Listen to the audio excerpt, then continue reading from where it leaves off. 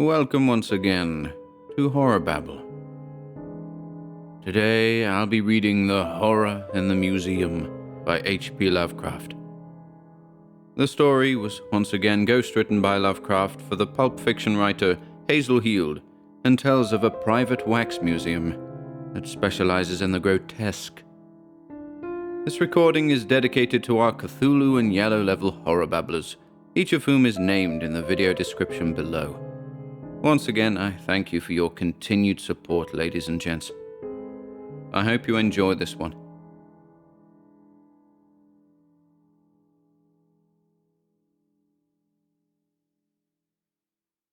The Horror in the Museum by H.P. Lovecraft. 1.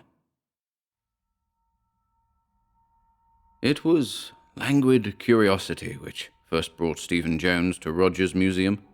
Someone had told him about the queer underground place in Southwark Street across the river, where waxen things so much more horrible than the worst effigies at Madame Tussauds were shown, and he had strolled in one April day to see how disappointing he would find it.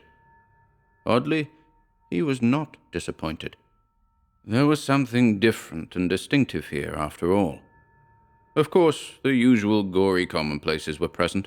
Landru, Dr. Crippen, Madame de Mears, Rizzio, Lady Jane Grey, endless maimed victims of war and revolution, and monsters like Gilles de Rais and Marquis de Sade. But there were other things which made him breathe faster and stay till the ringing of the closing bell. The man who had fashioned this collection could be no ordinary mountebank. There was imagination, even a kind of diseased genius, in some of this stuff. Later he had learned about George Rogers. The man had been on the Tussauds staff, but some trouble had developed which led to his discharge. There were aspersions on his sanity and tales of his crazy forms of secret worship, though latterly his success with his own basement museum had dulled the edge of some criticisms while sharpening the insidious point of others. Teratology and the iconography of nightmare were his hobbies, and even he had had the prudence to screen off some of his worst effigies in a special alcove for adults only. It was this alcove which had fascinated Jones so much. There were lumpish, hybrid things which only fantasy could spawn, molded with devilish skill and colored in a horribly lifelike fashion. Some were the figures of well-known myth, gorgons, chimeras, dragons, cyclops, and all their shuddersome congeners. Others were drawn from darker and more furtively whispered cycles of subterranean legend. Black, formless Athagur, many-tentacled Cthulhu, proboscidean Shogna Faun, and other rumored blasphemies from forbidden books like the Necronomicon, the Book of Eibon, or the Unausbrechellichen Kulten of von Janst. But the worst were wholly original with Rogers, and represented shapes which no tale of antiquity had ever dared to suggest. Several were hideous parodies on forms of organic life we know, while others seemed taken from feverish dreams of other planets and other galaxies. The wilder paintings of Clark Ashton Smith might suggest a few, but nothing could suggest the effect of poignant, loathsome terror created by their great size and fiendishly cunning workmanship, and by the diabolically clever lighting conditions under which they were exhibited. Stephen Jones, as a leisurely connoisseur of the bizarre in art, had sought out Rogers himself in the dingy office and workroom behind the vaulted museum chamber, an evil-looking crypt lighted dimly by dusty windows set slit-like and horizontal in the brick wall on a level with the ancient cobblestones of a hidden courtyard. It was here that the images were repaired. Here, too, where some of them had been made. Waxen arms, legs, heads, and torsos lay in grotesque array on various benches, while on high tiers of shelves matted wigs, ravenous-looking teeth, and glassy, staring eyes were indiscriminately scattered. Costumes of all sorts hung from hooks, and in one alcove were great piles of flesh-colored wax cakes and shelves filled with paint cans and brushes of every description. In the center of the room was a large melting furnace used to prepare the wax for molding.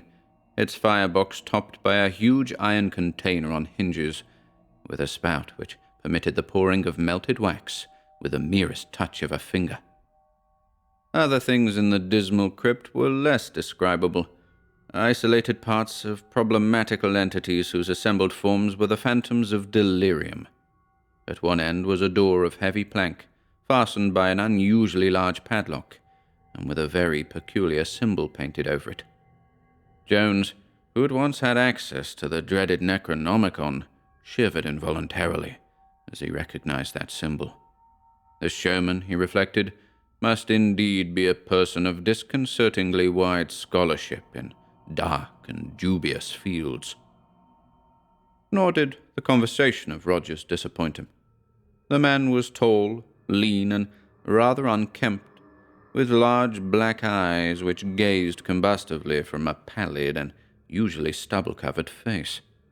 He did not resent Jones's intrusion, but seemed to welcome the chance of unburdening himself to an interested person.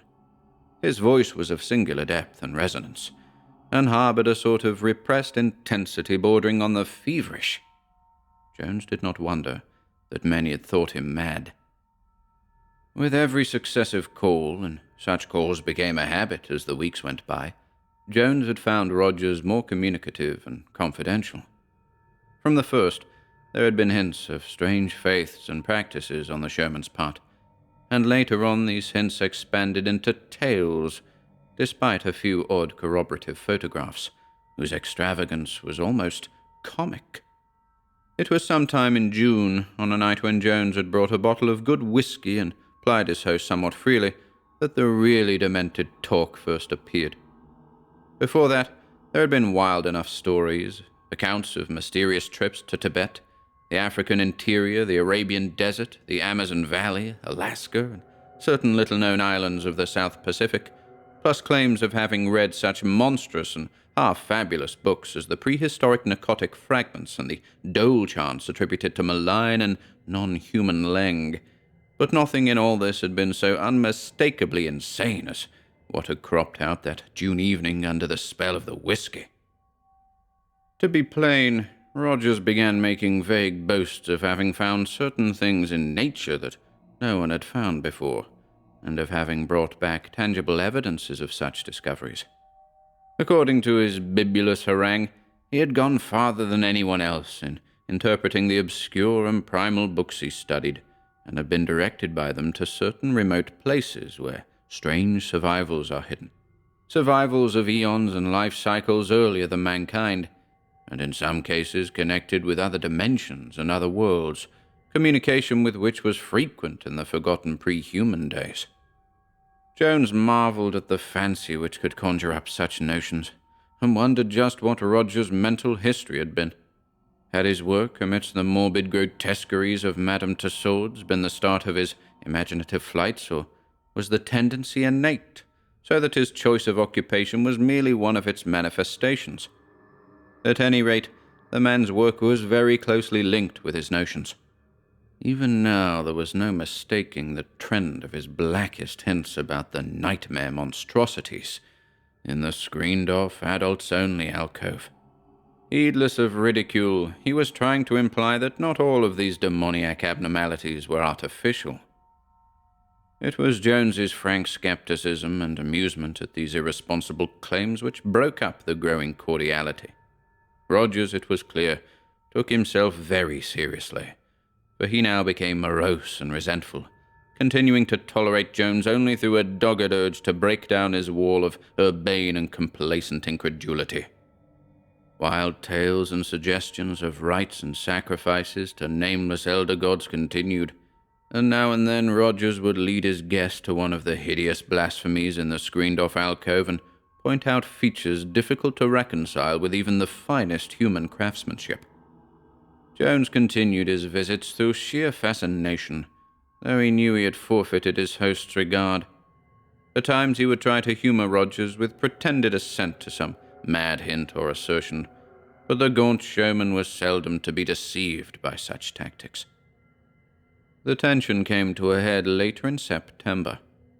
Jones had casually dropped into the museum one afternoon, and was wandering through the dim corridors whose horrors were now so familiar, when he heard a very peculiar sound from the general direction of Roger's workroom. Others heard it too, and started nervously as the echoes reverberated through the great, vaulted basement. The three attendants exchanged odd glances, and one of them, a dark, taciturn, foreign-looking fellow who always served Rogers as a repairer and assistant designer, smiled in a way which seemed to puzzle his colleagues, and which grated very harshly on some facet of Jones's sensibilities. It was the yelp or scream of a dog, and was such a sound as could be made only under conditions of the utmost fright and agony combined. Its stark, anguished frenzy was appalling to hear, and in this setting of grotesque abnormality it held a double hideousness. Jones remembered that no dogs were allowed in the museum. He was about to go to the door leading into the workroom, when the dark attendant stopped him with a word and a gesture. Mr. Rogers, the man said, in a soft, somewhat accented voice, at once apologetic and vaguely sardonic, was out, and there were standing orders to admit no one to the workroom during his absence. As for that yelp, it was undoubtedly something out in the courtyard behind the museum. This neighborhood was full of stray mongrels, and their fights were sometimes shockingly noisy.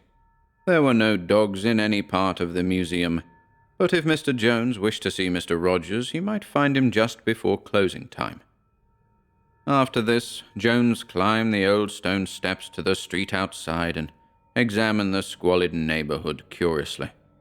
The leaning, decrepit buildings, once dwellings but now largely shops and warehouses, were very ancient indeed. Some of them were of a gabled type, seeming to go back to Tudor times, and a faint miasmatic stench hung subtly about the whole region. Beside the dingy house, whose basement held the museum, was a low archway pierced by a dark, cobbled alley, and this Jones entered in a vague wish to find the courtyard behind the workroom and settle the affair of the dog more comfortably in his mind. The courtyard was dim in the late afternoon light, hemmed in by rear walls even uglier and more intangibly menacing than the crumbling street facades of the evil old houses. Not a dog was in sight, and Jones wondered how the aftermath of such a frantic turmoil could have completely vanished so soon. Despite the assistant's statement that no dog had been in the museum, Jones glanced nervously at the three small windows of the basement workroom, narrow, horizontal rectangles close to the grass-grown pavement, with grimy panes that stared repulsively and incuriously like the eyes of dead fish. To their left, a worn flight of steps led to an opaque and heavily bolted door. Some impulse urged him to crouch low on the damp, broken cobblestones and peer in, on the chance that the thick green shades, worked by long cords that hung down to a reachable level, might not be drawn. The outer surfaces were thick with dirt, but as he rubbed them with his handkerchief, he saw there was no obscuring curtain in the way of his vision. So shadowed was the cellar from the inside that not much could be made out, but the grotesque working paraphernalia now and then loomed up spectrally as Jones tried each of the windows in turn. It seemed evident at first that no one was within, yet when he peered through the extreme right-hand window, the one nearest the entrance alley, he saw a glow of light at the farther end of the apartment, which made him pause in bewilderment. There was no reason why any light should be there. It was an inner side of the room, and he could not recall any gas or electric fixture near that point. Another look defined the glow as a large vertical rectangle, and a thought occurred to him. It was in that direction that he had always noticed the heavy plank door with the abnormally large padlock, the door which was never opened, and above which was crudely smeared that hideous cryptic symbol from the fragmentary records of forbidden elder magic. It must be open now, and there was a light inside. All his former speculations as to where that door led and as to what lay behind it were now renewed with trebly disquieting force. Jones wandered aimlessly around the dismal locality till close to 6 o'clock, when he returned to the museum to make the call on Rogers. He could hardly tell why he wished so especially to see the man just then, but there must have been some subconscious misgivings about that terribly unplaceable canine scream of the afternoon, and about the glow of light in that disturbing and usually unopened inner doorway with a heavy padlock. The attendants were leaving as he arrived, and he thought that Orabona, the dark, foreign-looking assistant, eyed him with something like sly, repressed amusement. He did not relish that look, even though he had seen the fellow turn it on his employer many times. The vaulted exhibition room was ghoulish in its desertion, but he strode quickly through it and rapped at the door of the office and workroom. Response was slow in coming, though there were footsteps inside. Finally, in response to a second knock, the lock rattled, and the ancient six-paneled portal creaked reluctantly open to reveal the slouching, feverish-eyed form of George Rogers. From the first, it was clear that the showman was in an unusual mood. There was a curious mixture of reluctance and actual gloating in his welcome, and his talk at once veered to extravagances of the most hideous and incredible sort. Surviving elder gods, nameless sacrifices, the other-than-artificial nature of some of the alcove horrors, all the usual boasts, but uttered in a tone of peculiarly increasing confidence. Obviously, Jones reflected, the poor fellow's madness was gaining on him. From time to time, Rogers would send furtive glances toward the heavy padlocked inner door at the end of the room, or toward a piece of coarse burlap on the floor not far from it, beneath which some small object appeared to be lying. Jones grew more nervous as the moments passed, and began to feel as hesitant about mentioning the afternoon's oddities as he had formerly been anxious to do so. Roger's sepulchrally resonant bass almost cracked under the excitement of his fevered rambling. "Do you remember," he shouted, "what I told you about that ruined city in Indochina where the Chochos lived? You had to admit I'd been there when you saw the photographs, even if you did think I made that oblong swimmer in darkness out of wax. If you'd seen it writhing in the underground pools as I did. Well, this is bigger still. I never told you about this, because I wanted to work out the later parts before making any claim. When you see the snapshots, you'll know the geography couldn't have been faked, and I fancy I have another way of proving that it isn't any waxed concoction of mine. You've never seen it, for the experiments wouldn't let me keep it on exhibition." The showman glanced queerly at the padlocked door. "It all comes from that long ritual in the 8th narcotic fragment. When I got it figured out, I saw it could only have one meaning. There were things in the north before the land of Lomar, before mankind existed, and this was one of them. He took us all the way to Alaska, and up the Noatak from Fort Morton. But the thing was there as we knew it would be. Great cyclopean ruins, acres of them. There was less left than we had hoped for, but after 3 million years, what could one expect? And weren't the Eskimo legends all in the right direction? We couldn't get one of the beggars to go with us, and had to sledge all the way back to Nome for Americans. Orabona was no good up in that climate. It made him sullen and hateful. I'll tell you later how we found it. When we got the ice blasted out of the pylons on the central ruin, the stairway was just as we knew it would be. Some carvings still there, and it was no trouble keeping the Yankees from following us in. Orabona shivered like a leaf. You'd never think it from the damned insolent way he struts around here. He knew enough of the elder law to be properly afraid. The eternal light was gone, but our torches showed enough. We saw the bones of others who had been before us, eons ago when the climate was warm. Some of these bones were of things you couldn't even imagine. At the 3rd level down, we found the ivory throne the fragments said so much about, and I may as well tell you it wasn't empty.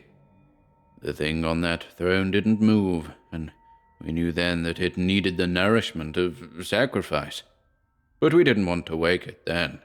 Better to get it to London first. Orabona and I went to the surface for the big box, but when we had packed it, we couldn't get it up the 3 flights of steps. These steps weren't made for human beings, and their size bothered us. Anyway, it was devilish heavy. We had to have the Americans down to get it out. They weren't anxious to go into the place, but of course the worst thing was safely inside the box. We told them it was a batch of ivory carvings, archaeological stuff, and after seeing the carved throne, they probably believed us. It's a wonder why they didn't suspect hidden treasure and demand a share. They must have told queer tales around Nome later on, though I doubt if they ever went back to those ruins, even for the ivory throne. Rogers paused, felt around in his desk, and produced an envelope of good-sized photographic prints. Extracting one and laying it face down before him, he handed the rest to Jones. The set was certainly an odd one. Ice-clad hills, dog sledges, men in furs, and vast, tumbled ruins against a background of snow. Ruins whose bizarre outlines and enormous stone blocks could hardly be accounted for. One flashlight view showed an incredible interior chamber with wild carvings and a curious throne whose proportion could not have been designed for a human occupant. The carvings on the gigantic masonry, high walls, and peculiar vaulting overhead were mainly symbolic and involved both wholly unknown designs and certain hieroglyphs darkly cited in obscene legends. Over the throne loomed the same dreadful symbol, which was now painted on the workroom wall above the padlocked plank door. Jones darted a nervous glance at the closed portal. Assuredly, Rogers had been to strange places and had seen strange things. Yet this mad interior picture might easily be a fraud, taken from a very clever stage setting. One must not be too credulous. But Rogers was continuing. Well, we shipped the box from Nome and got to London without any trouble. That was the first time we'd ever brought back anything that had a chance of coming alive. I didn't put it on display, because there were more important things to do for it. It needed the nourishment of sacrifice, for it was a god. Of course, I couldn't get it the sort of sacrifices which it used to have in its day, for such things don't exist now. But there were other things which might do. The blood is the life, you know. Even the lemurs and elementals that are older than the earth will come when the blood of men or beasts is offered under the right conditions. The expression on the narrator's face was growing very alarming and repulsive, so that Jones fidgeted involuntarily in his chair. Roger seemed to notice his guest's nervousness, and continued with a distinctly evil smile. It was last year that I got it, and ever since then I've been trying rites as sacrifices. Orabona hasn't been much help, for he's always against the idea of waking it. He hates it, probably because he's afraid of what it will come to mean. He carries a pistol all the time to protect himself. Fool, as if there were human protection against it. If I ever see him draw that pistol, I'll strangle him. He wanted me to kill it and make an effigy of it. But I've stuck by my plans, and I'm coming out on top in spite of all the cowards like Orabona and damned sniggering skeptics like you, Jones. I've chanted the rites and made certain sacrifices, and last week the transition came. The sacrifice was received and enjoyed. Rogers actually licked his lips, while Jones held himself uneasily rigid. The showman paused and rose, crossing the room to the piece of burlap at which he had glanced so often. Bending down, he took hold of one corner as he spoke again. You've laughed enough at my work. Now it's time for you to get some facts. Orabona tells me you heard a dog screaming around here this afternoon. Do you know what that meant? Jones started. For all his curiosity, he would have been glad to get out without further light on the point which had so puzzled him. But Rogers was inexorable and began to lift the square of burlap. Beneath it lay a crushed, almost shapeless mass, which Jones was slow to classify.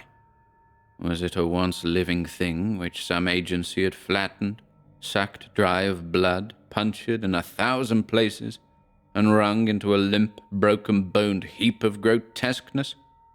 After a moment, Jones realized what it must be. It was what was left of a dog. a dog perhaps of considerable size and whitish color.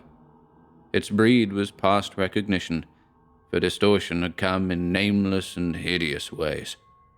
Most of the hair was burned off as by some pungent acid, and the exposed bloodless skin was riddled by innumerable circular wounds or incisions.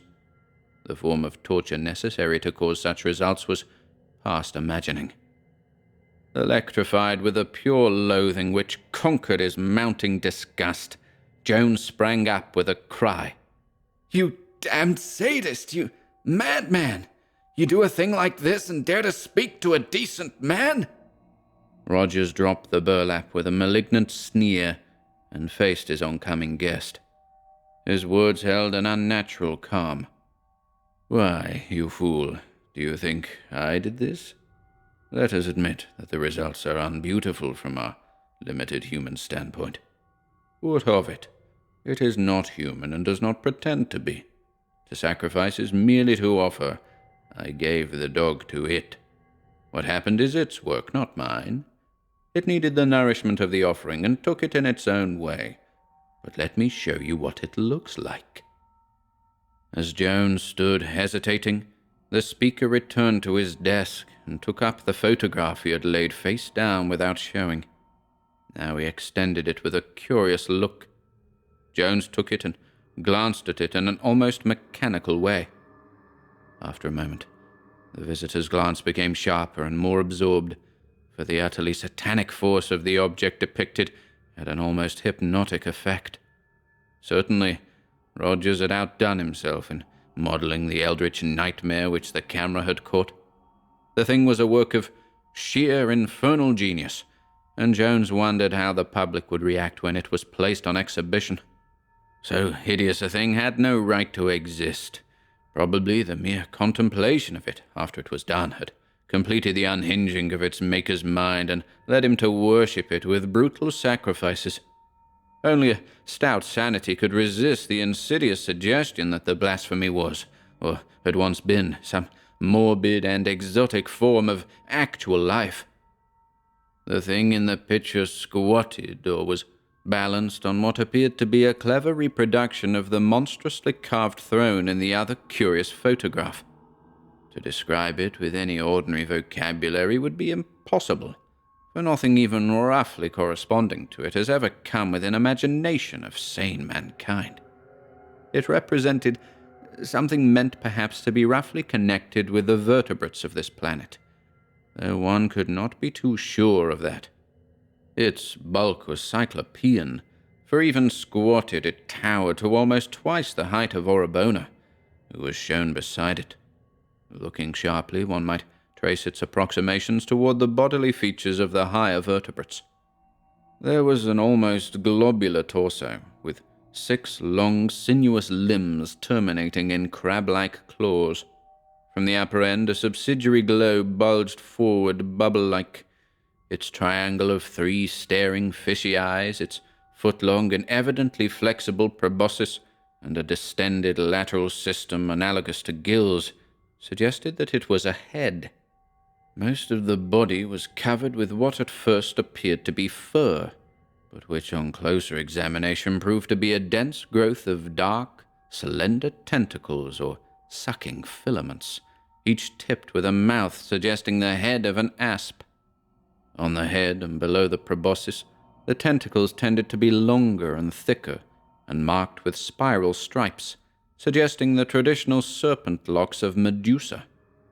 To say that such a thing could have an expression seems paradoxical, yet Jones felt that that triangle of bulging fish eyes and that obliquely poised proboscis all bespoke a blend of hate, greed, and sheer cruelty incomprehensible to mankind, because mixed with other emotions not of the world or this solar system. Into this bestial abnormality, he reflected, Rogers must have poured at once all his malignant insanity and all his uncanny sculptural genius. The thing was incredible, and yet the photograph proved that it existed. Rogers interrupted his reveries. "Well, what do you think of it? Now do you wonder what crushed the dog and sucked it dry with 1,000,000 mouths? It needed nourishment, and it will need more. It is a god, and I am the first priest of its latter-day hierarchy. Yah, Shabna Gorath, the coat with 1,000 young." Jones lowered the photograph in disgust and pity. "See here, Rogers, this won't do. There are limits, you know. It's a great piece of work and all that, but it isn't good for you. Better not see it anymore. Let Orabona break it up and try to forget about it. And let me tear this beastly picture up, too." With a snarl, Roger snatched the photograph and returned it to the desk. "Idiot, you. And you still think it's all a fraud. You still think I made it. And you still think my figures are nothing but lifeless wax. Why, damn you, you're a worse clod than a wax image yourself. But I've got proof this time, and you're going to know. Not just now, for it is resting after the sacrifice, but later. Oh, yes, you will not doubt the power of it then." As Rogers glanced toward the padlocked inner door, Jones retrieved his hat and stick from a nearby bench. "Very well, Rogers. Let it be later. I must be going now, but I'll call around tomorrow afternoon. Think my advice over and see if it doesn't sound sensible. Ask Orabona what he thinks, too." Rogers actually bared his teeth in wild beast fashion. "Must be going now, eh? Afraid, after all. Afraid, for all your bold talk. You say the effigies are only wax, and yet you run away when I begin to prove that they aren't. You're like the fellows who take my standing bet that they daren't spend the night in the museum. They come boldly enough, but after an hour they shriek and hammer to get out. Want me to ask Orabona, eh? You two, always against me. You want to break down the coming earthly reign of it?" Jones preserved his calm. "No, Rogers, there's nobody against you. And I'm not afraid of your figures either, much as I admire your skill. But we're both a bit nervous tonight, and I fancy some rest will do us good." Again, Rogers checked his guest's departure. "Not afraid, eh? Then why are you so anxious to go? Look here, do you or don't you dare to stay alone here in the dark? What's your hurry if you don't believe in it?" Some new idea seemed to have struck Rogers, and Jones eyed him closely. "Why, I've no special hurry, but what would be gained by my staying here alone? What would it prove? My only objection is that it isn't very comfortable for sleeping. What good would it do either of us?" This time it was Jones who was struck with an idea. He continued in a tone of conciliation. "See here, Rogers. I've just asked you what it would prove if I stayed, when we both know. It would prove that your effigies are just effigies, and that you ought not to let your imagination go the way it's been going lately. Suppose I do stay. If I stick it out till morning, will you agree to take a new view of things? Go on a vacation for 3 months or so and let Orabona destroy that new thing of yours? Come now, isn't that fair?" The expression on the showman's face was hard to read. It was obvious that he was thinking quickly, and that of sundry conflicting emotions, malign triumph was getting the upper hand. His voice held a choking quality as he replied, "Fair enough. If you do stick it out, I'll take your advice. But stick you must. We'll go out for dinner and come back. I'll lock you in the display room and go home. In the morning I'll come down ahead of Orabona. He comes half an hour before the rest, and see how you are. But don't try it unless you are very sure of your skepticism. Others have backed out. You have that chance. And I suppose a pounding on the outer door would always bring a constable. You may not like it so well after a while. You'll be in the same building, though not in the same room with it." As they left the rear door into the dingy courtyard, Rogers took with him the piece of burlap, weighted with a gruesome burden. Near the center of the court was a manhole, whose cover the showman lifted quietly, and with a shuddersome suggestion of familiarity. Burlap and all, the burden went down to the oblivion of a cloacal labyrinth. Jones shuddered, and almost shrank from the gaunt figure at his side as they emerged into the street. By unspoken mutual consent, they did not dine together, but agreed to meet in front of the museum at 11. Jones hailed a cab, and breathed more freely when he had crossed Waterloo Bridge and was approaching the brilliantly lighted Strand. He dined at a quiet cafe, and subsequently went to his home in Portland Place to bathe and get a few things. Idly he wondered what Rogers was doing. He had heard that the man had a vast, dismal house in the Walworth Road, full of obscure and forbidden books, occult paraphernalia, and wax images which he did not choose to place on exhibition. Orabona, he understood, lived in separate quarters in the same house. At 11, Jones found Rogers waiting by the basement door in Southwark Street. Their words were few, but each seemed taut with a menacing tension. They agreed that the vaulted exhibition room alone should form the scene of the vigil, and Rogers did not insist that the watcher sit in the special adult alcove of supreme horrors. The showman, having extinguished all the lights with switches in the workroom, locked the door of that crypt with one of the keys on his crowded ring. Without shaking hands, he passed out the street door, locked it after him, and stamped up the worn steps to the sidewalk outside. As his tread receded, Jones realized that the long, tedious vigil had commenced.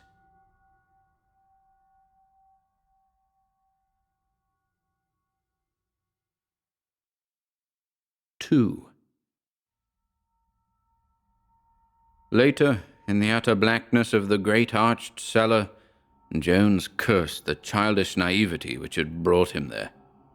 For the first half-hour he had kept flashing on his pocket light at intervals, but now, just sitting in the dark on one of the visitors' benches had become a more nerve-wracking thing.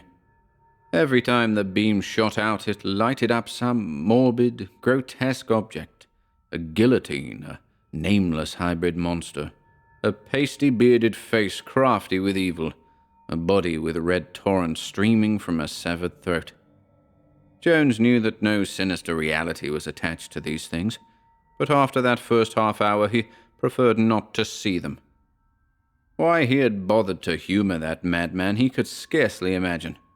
It would have been much simpler merely to have let him alone, or to have called in a mental specialist. Probably, he reflected, it was the fellow feeling of one artist for another. There was so much genius in Rogers that he deserved every possible chance to be helped quietly out of his growing mania. Any man who could imagine and construct the incredibly lifelike things that he had produced was surely not far from actual greatness. He had the fancy of a Syme or a Doré joined to the minute scientific craftsmanship of a Blatchka. Indeed, he had done for the world of nightmare what the Blatchkas with their marvelously accurate plant models of finely wrought and colored glass had done for the world of botany. At midnight, the strokes of a distant clock filtered through the darkness, and Jones felt cheered by the message from a still surviving outside world. The vaulted museum chamber was like a tomb, ghastly in its utter solitude. Even a mouse would be cheering company, yet Rogers had once boasted that, for certain reasons, as he said, no mice or even insects ever came near the place. That was very curious, yet it seemed to be true. The deadness and silence were virtually complete. If only something would make a sound. He shuffled his feet, and the echoes came spectrally out of the absolute stillness. He coughed, but there was something mocking in the staccato reverberations. He could not, he vowed, begin talking to himself. That meant nervous disintegration. Time seemed to pass with abnormal and disconcerting slowness. He could have sworn that hours had elapsed since he last flashed the light on his watch, yet there was only the stroke of midnight. He wished that his senses were not so preternaturally keen. Something in the darkness and stillness seemed to have sharpened them, so that they responded to faint intimations hardly strong enough to be called true impressions. His ears seemed at times to catch a faint, elusive susurrus which could not quite be identified with the nocturnal hum of the squalid streets outside, and he thought of vague, irrelevant things like the music of the spheres and the unknown, inaccessible life of alien dimensions pressing on our own. Rogers often speculated about such things. The floating specks of light in his blackness-drowned eyes seemed inclined to take on curious symmetries of pattern and motion. He had often wondered about those strange rays from the unplumbed abyss which scintillate before us in the absence of all earthly illumination, but he had never known any that behaved just as these were behaving. They lacked the restful aimlessness of ordinary light specks, suggesting some will and purpose remote from any terrestrial conception. Then there was that suggestion of odd stirrings. Nothing was open, yet in spite of the general draughtlessness, Jones felt that the air was not uniformly quiet. There were intangible variations in pressure, not quite decided enough to suggest the loathsome pawings of unseen elementals. It was abnormally chilly, too. He did not like any of this. The air tasted salty, as if it were mixed with the brine of dark subterranean waters, and there was a bare hint of some odor of ineffable mustiness. In the daytime, he had never noticed that the waxen figures had an odor. Even now, that half-received hint was not the way wax figures ought to smell. It was more like the faint smell of specimens in a natural history museum. Curious, in view of Roger's claims that his figures were not all artificial. Indeed, it was probably that claim which made one's imagination conjure up the olfactory suspicion. One must guard against excesses of the imagination. Had not such things driven poor Rogers mad? But the utter loneliness of this place was frightful. Even the distant chime seemed to come from across cosmic gulfs. It made Jones think of that insane picture which Rogers had showed him, the wildly carved chamber with the cryptic throne, which the fellow had claimed was part of a 3-million-year-old ruin in the shunned and inaccessible solitudes of the Arctic. Perhaps Rogers had been to Alaska, but that picture was certainly nothing but stage scenery. It couldn't normally be otherwise, with all that carving and those terrible symbols. And that monstrous shape supposed to have been found on that throne? What a flight of diseased fancy. Jones wondered just how far he actually was from the insane masterpiece in wax. Probably it was kept behind that heavy padlocked plank door leading somewhere out of the workroom. But it would never do to brood about a waxen image. Was not the present room full of such things, some of them scarcely less horrible than the dreadful It? And beyond a thin canvas screen on the left was the adult's only alcove with its nameless phantoms of delirium. The proximity of the numberless waxen shapes began to get on Jones's nerves more and more as the quarter hours wore on.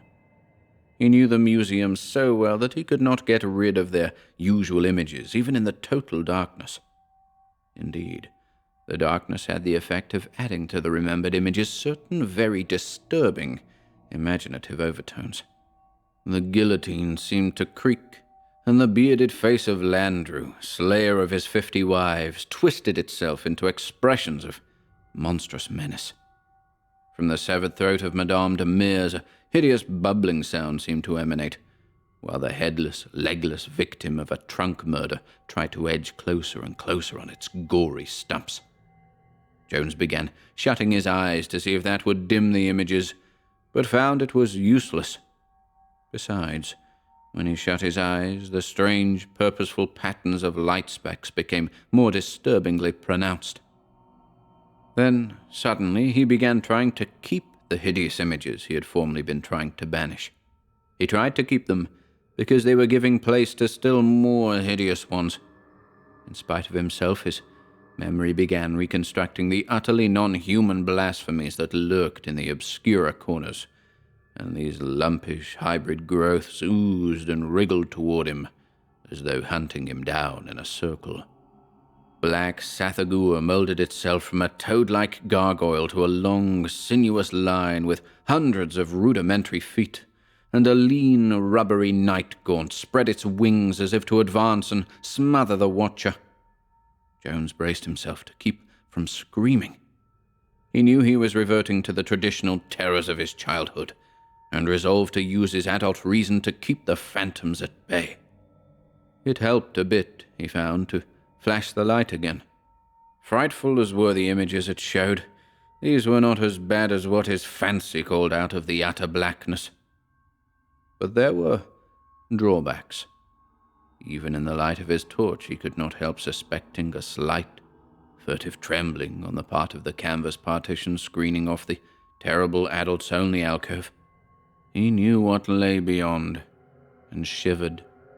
Imagination called up the shocking form of fabulous Yog-Sothoth, only a congeries of iridescent globes, yet stupendous in its malign suggestiveness.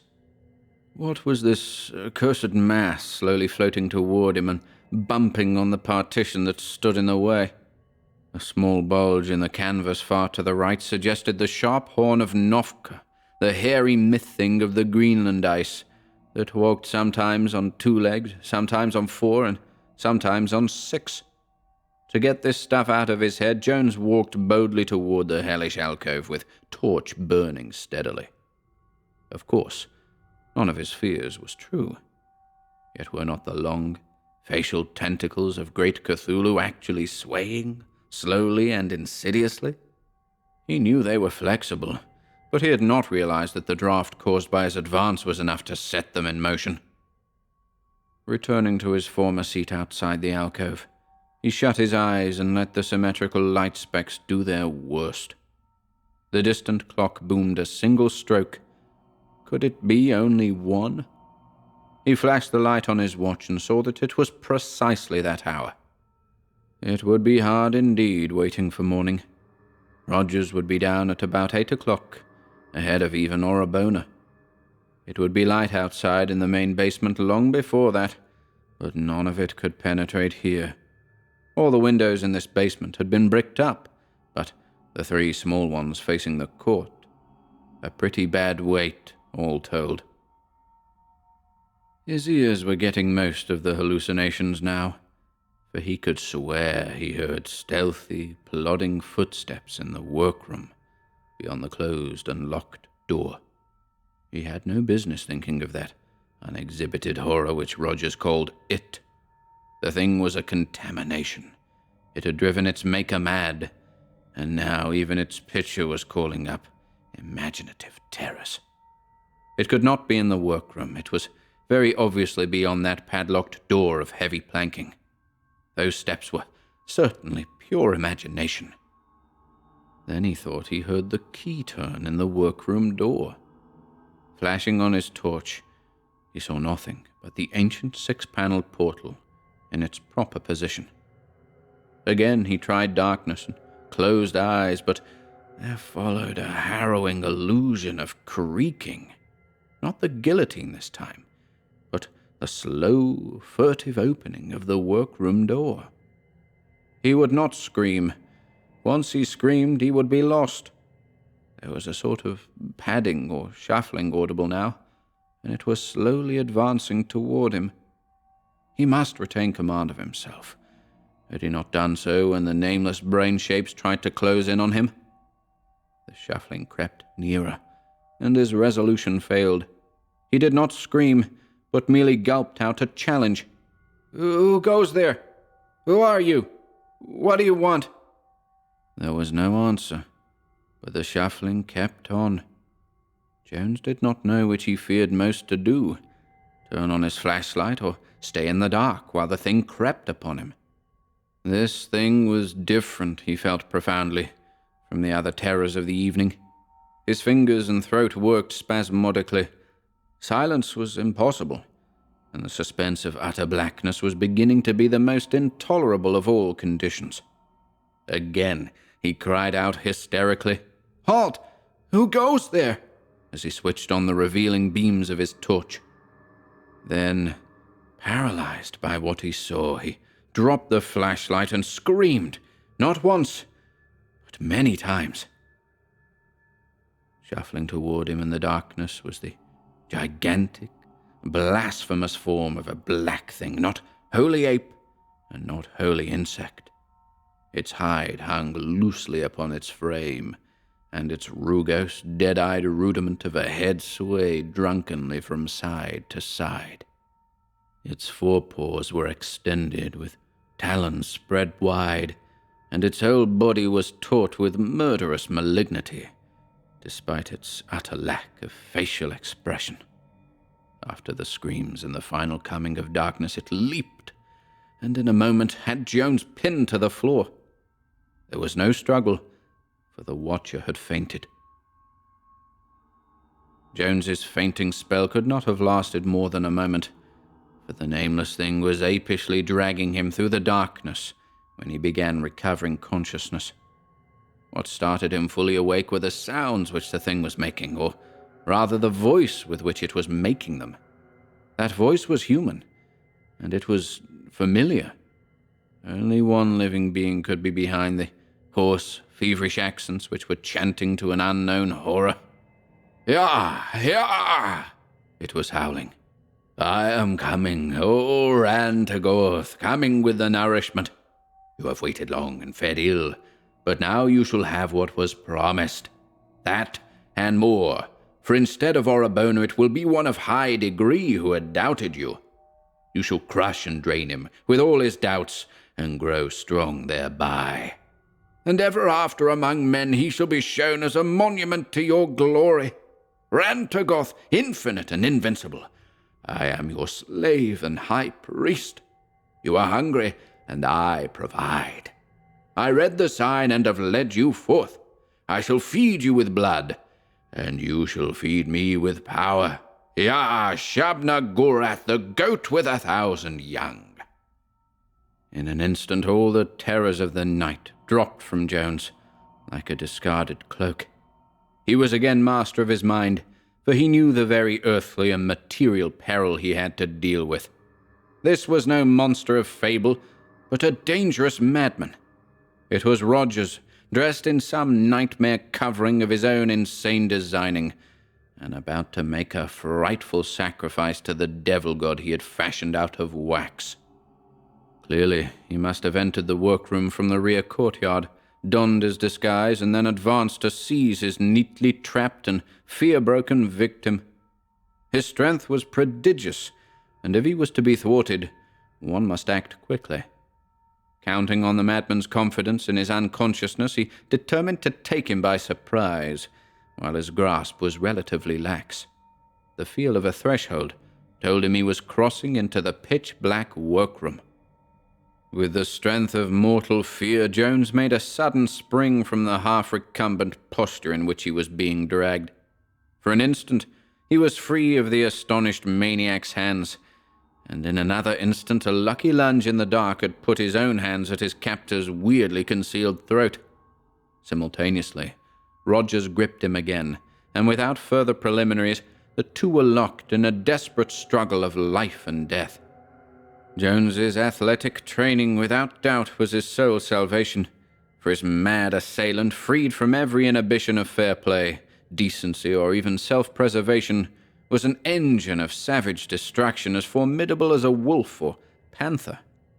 Guttural cries sometimes punctured the hideous tussle in the dark.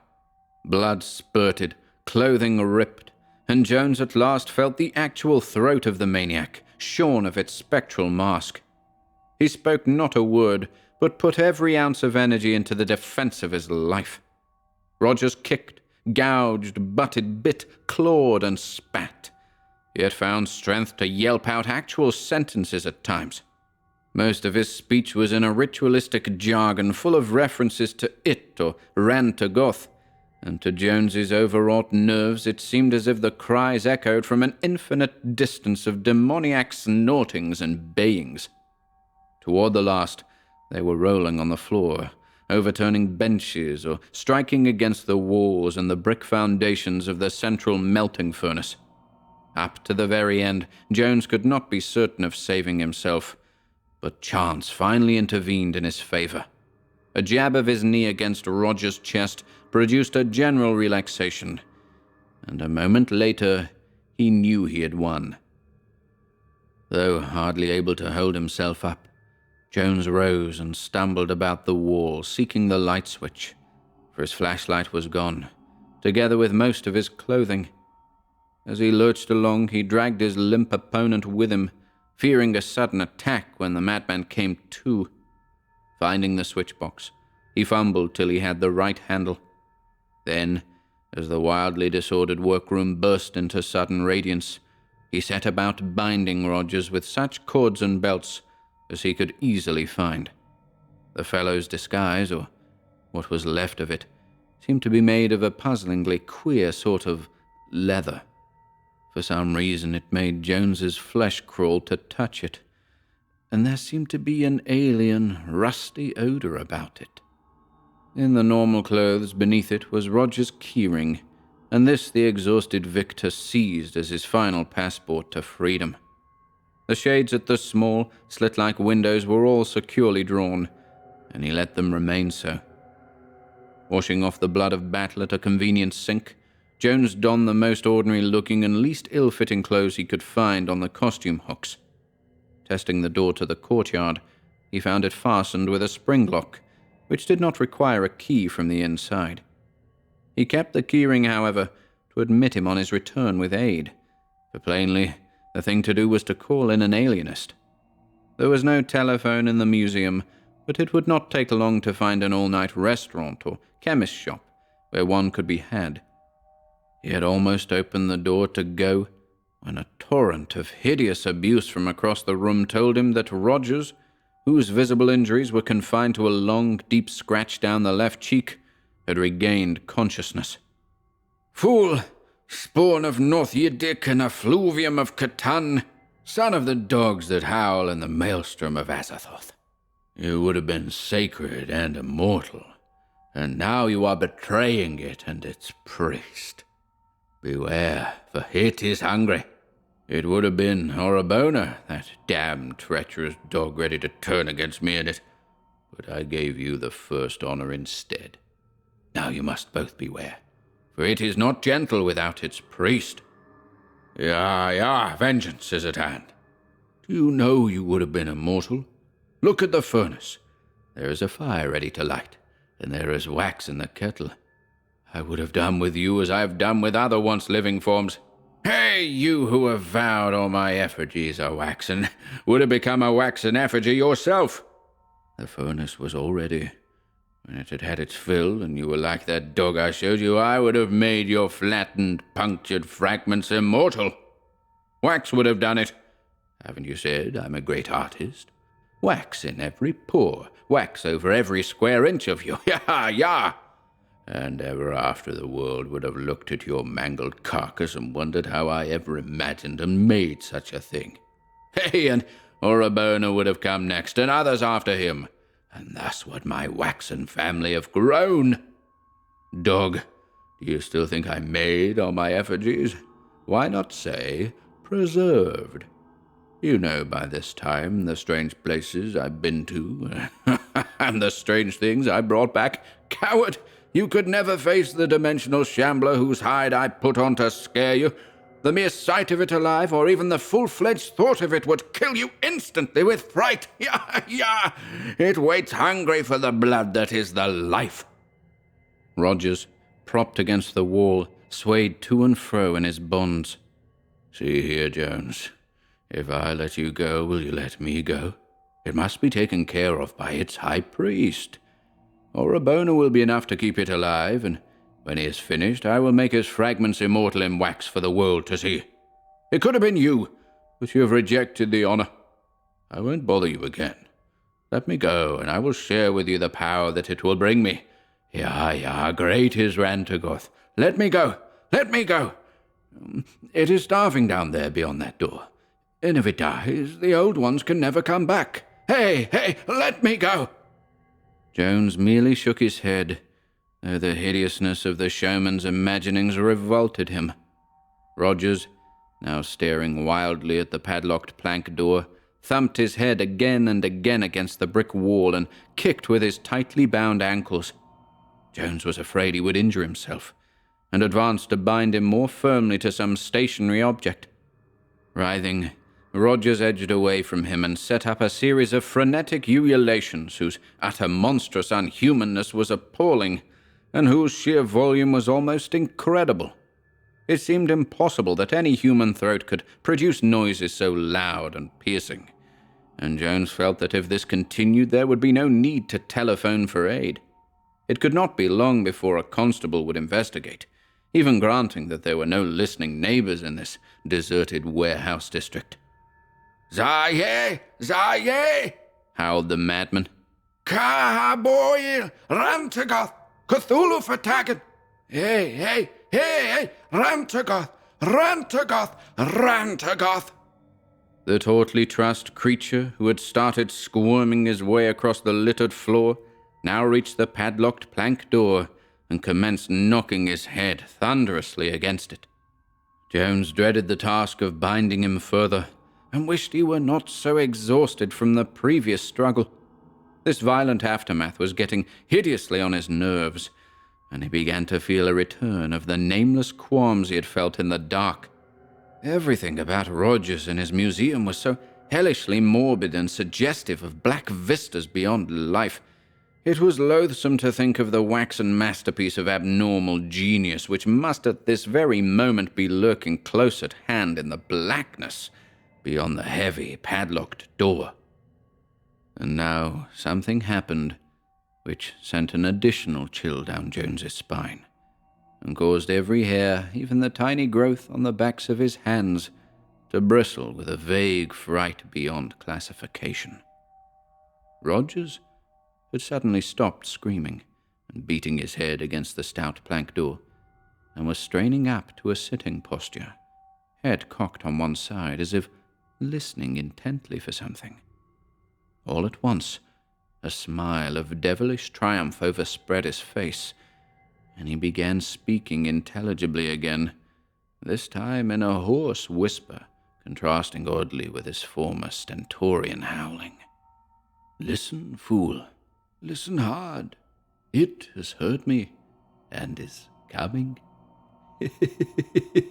Can't you hear it splashing out of its tank down there at the end of the runway? Oh, I dug it deep, because there was nothing too good for it. It is amphibious, you know. You saw the gills in the picture. It came to the earth from lead-grey Yugoth, where the cities are under the warm, deep sea. It can't stand up in there, too tall, as to sit or crouch. Let me get my keys. We must let it out and kneel down before it. Then we will go out and find a dog or cat or perhaps a drunken man to give it the nourishment it needs." It was not what the madman said, but the way he said it, that disorganized Jones so badly. The utter, insane confidence and sincerity in that crazed whisper were damnably contagious. Imagination, with such a stimulus, could find an active menace in the devilish wax figure that lurked unseen just beyond the heavy planking. Eyeing the door in unholy fascination, Jones noticed that it bore several distinct cracks, though no marks of violent treatment were visible on this side. He wondered how large a room or closet lay behind it, and how the waxen figure was arranged. The maniac's idea of a tank and runway was as clever as all his other imaginings. Then, in one terrible instant, Jones completely lost the power to draw a breath. The leather belt he had seized for Roger's further strapping fell from his limp hands, and a spasm of shivering convulsed him from head to foot. He might have known the place would drive him mad, as it had driven Rogers, and now he was mad. He was mad, for he now harbored hallucinations more weird than any which had assailed him earlier that night. The madman was bidding him hear the splashing of a mythical monster in a tank beyond the door. And now, God help him, he did hear it. Rogers saw the spasm of horror reach Jones's face and transform it to a staring mask of fear. He cackled. At last, fool. You believe. At last, you know. You hear it, and it comes. Get me my keys, fool. We must do homage and serve it. But Jones was past paying attention to any human words, mad or sane.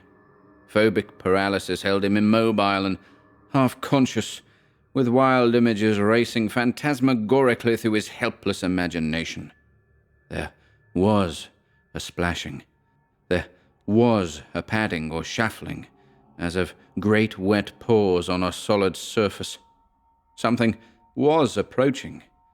Into his nostrils, from the cracks in that nightmare plank door, poured a noisome animal stench, like and yet unlike that of the mammal cages at the zoological gardens in Regent's Park.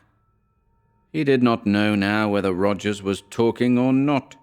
Everything real had faded away, and he was a statue obsessed with dreams and hallucinations so unnatural that they became almost objective and remote from him. He thought he heard a sniffing or snorting from the unknown gulf beyond the door, and when a sudden baying, trumpeting noise assailed his ears, he could not feel sure that it came from the tightly bound maniac whose image swam uncertainly in his shaken vision. The photograph of that accursed, unseen wax thing persisted in floating through his consciousness. Such a thing had no right to exist. Had it not driven him mad? Even as he reflected, a fresh evidence of madness beset him. Something, he thought, was fumbling with the latch of the heavy padlocked door. It was patting and pawing and pushing at the planks. There was a thudding on the stout wood, which grew louder and louder. The stench was horrible, and now the assault on that door from the inside was a malign, determined pounding like the strokes of a battering ram. There was an ominous cracking, a splintering, a welling fetor, a falling plank, a black paw ending in a crab-like claw. "Help! Help! God help me!" With intense effort, Jones is today able to recall a sudden bursting of his fear paralysis into the liberation of frenzied automatic flight. What he evidently did must have paralleled curiously the wild, plunging flights of maddest nightmares, for he seems to have leaped across the disordered crypt at almost a single bound, yanked open the outside door, which closed and locked itself after him with a clatter, sprung up the worn stone steps 3 at a time, and raced frantically and aimlessly out of that dank, cobblestoned court and through the squalid streets of Southwark. Here the memory ends. Jones does not know how he got home. There is no evidence of his having hired a cab. Probably he raced all the way by blind instinct, over Waterloo Bridge, along the Strand and Charing Cross, and up Haymarket and Regent Street to his own neighbourhood. He still had on the queer melange of museum costumes when he grew conscious enough to call the doctor. A week later, the nerve specialist allowed him to leave his bed and walk in the open air. But he had not told the specialists much. Over his whole experience hung a pall of madness and nightmare, and he felt that silence was the only course. When he was up, he scanned intently all the papers which had accumulated since that hideous night, but found no reference to anything queer at the museum. How much, after all, had been reality? Where did reality end and morbid dream begin? Had his mind gone wholly to pieces in that dark exhibition chamber? And had the whole fight with Rogers been a phantasm of fever? It would help to put him on his feet if he could settle some of these maddening points. He must have seen that damnable photograph of the wax image called It, for no brain but Rogers could ever have conceived such a blasphemy. It was a fortnight before he dared to enter Southwark Street again. He went in the middle of the morning, when there was the greatest amount of sane, wholesome activity around the ancient, crumbling shops and warehouses. The museum sign was still there, and as he approached he saw that the place was open. The gateman nodded in a pleasant recognition as he summoned up the courage to enter, and in the vaulted chamber below an attendant touched his cap cheerfully. Perhaps everything had been a dream. Would he dare to knock at the door of the workroom and look for Rogers? Then Orabona advanced to greet him. His dark, sleek face was a trifle sardonic, but Jones felt that he was not unfriendly. He spoke with a trace of accent. "Good morning, Mr. Jones. It is some time since we have seen you here. Did you wish Mr. Rogers? I'm sorry, but he is away. He had word of business in America and had to go. Yes, it was very sudden. I'm in charge now, here and at the house. I try to maintain Mr. Rogers' high standard, till he is back." The foreigner smiled, perhaps from affability alone. Jones scarcely knew how to reply, but managed to mumble out a few inquiries about the day after his last visit. HorrorBabble seemed greatly amused by the questions, and took considerable care in framing his replies. "Oh, yes, Mr. Jones, the 28th of last month. I remember it for many reasons. In the morning, before Mr. Rogers got here, you understand, I found the workroom in quite a mess. There was a great deal of cleaning up to do. There had been late work, you see. Important new specimen given its secondary baking process. I took complete charge when I came. It was a hard specimen to prepare, but of course Mr. Rogers has taught me a great deal. He is, as you know, a very great artist. When he came, he helped me complete the specimen. Helped very materially, I assure you, but he left soon without even greeting the men. As I tell you, he was called away suddenly. There were important chemical reactions involved. They made loud noises. In fact, some teamsters in the court outside fancied they heard several pistol shots. A very amusing idea. As for the new specimen, that matter is very unfortunate. It is a great masterpiece, designed and made, you understand, by Mr. Rogers. He will see about it when he gets back." Again, HorrorBabble smiled. "The police, you know. We put it on display a week ago, and there were 2 or 3 faintings. One poor fellow had an epileptic fit in front of it. You see, it is a trifle stronger than the rest. Larger, for one thing. Of course, it was in the adult alcove. The next day, a couple of men from Scotland Yard looked it over and said it was too morbid to be shown. Said we'd have to remove it. It was a tremendous shame, such a masterpiece of art, but I didn't feel justified in appealing to the courts in Mr. Rogers' absence. He would not like so much publicity with the police now. But when he gets back... For some reason or other, Jones felt a mounting tide of uneasiness and repulsion. But HorrorBabble was continuing. "You are a connoisseur, Mr. Jones. I am sure I violate no law in offering you a private view. It may be subject, of course, to Mr. Rogers' wishes that we shall destroy the specimen some day, but that would be a crime."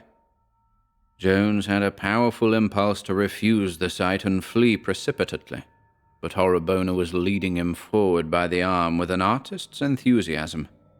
The adult alcove, crowded with nameless horrors, held no visitors. In the farther corner, a large niche had been curtained off, and to this the smiling assistant advanced.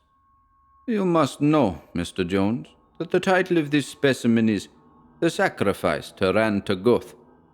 Jones started violently, but HorrorBabble appeared not to notice. "The shapeless, colossal god is a feature in certain obscure legends which Mr. Rogers has studied. All nonsense, of course, as you so often assured Mr. Rogers. It is supposed to have come from outer space and to have lived in the Arctic 3 million years ago. It treated its sacrifices rather peculiarly and horribly, as you shall see. Mr. Rogers had made it fiendishly lifelike, even to the face of the victim." Now, trembling violently, Jones clung to the brass railing in front of the curtained niche. He almost reached out to stop HorrorBabble when he saw the curtain beginning to swing aside, but some conflicting impulse held him back. The foreigner smiled triumphantly. "Behold!" Jones reeled in spite of his grip on the railing. God. Great God. Fully 10 feet high, despite a shambling, crouching attitude expressive of infinite cosmic malignancy, a monstrosity of unbelievable horror was shown, starting forward from a cyclopean ivory throne covered with grotesque carvings. In the central pair of its 6 legs, it bore a crushed, flattened, distorted, bloodless thing, riddled with 1,000,000 punctures, and in places seared, as with some pungent acid. Only the mangled head of the victim, lolling upside down at one side, revealed that it represented something once human. The monster itself needed no title for one who had seen a certain hellish photograph. That damnable print had been all too faithful, yet it could not carry the full horror which lay in the gigantic actuality. The globular torso, the bubble-like suggestion of a head, the 3 fishy eyes, the foot-long proboscis, the bulging gills, the monstrous capillation of asp-like suckers, the 6 sinuous limbs with their black paws and crab-like claws. God! The familiarity of that black paw ending in a crab-like claw. Orabonna's smile was utterly damnable. Jones choked and stared at the hideous exhibit with a mounting fascination which perplexed and disturbed him. What half-revealed horror was holding and forcing him to look longer and search out details? This had driven Rogers mad. Rogers, supreme artist, said they weren't artificial. Then he localized the thing that held him. It was the crushed, waxen victim's lolling head, and something that it implied. This head was not entirely devoid of a face, and that face was familiar. It was like the mad face of poor Rogers. Jones peered closer, hardly knowing why he was driven to do so. Wasn't it natural for a mad egotist to mold his own features into his masterpiece? Was there anything more that subconscious vision had seized on and suppressed in sheer terror? The wax of the mangled face had been handled with boundless dexterity. Those punctures, how perfectly they reproduced the myriad wounds somehow inflicted on that poor dog. But there was something more. On the left cheek, one could trace an irregularity which seemed outside the general scheme, as if the sculptor had sought to cover up a defect of his first modeling. The more Jones looked at it, the more mysteriously it horrified him. And then, suddenly, he remembered a circumstance which brought his horror to a head. That night of hideousness, the tussle, the bound madman, and the long, deep scratch down the left cheek of the actual living Rogers. Jones, releasing his desperate clutch on the railing, sank in a total faint. Orabonna continued to smile.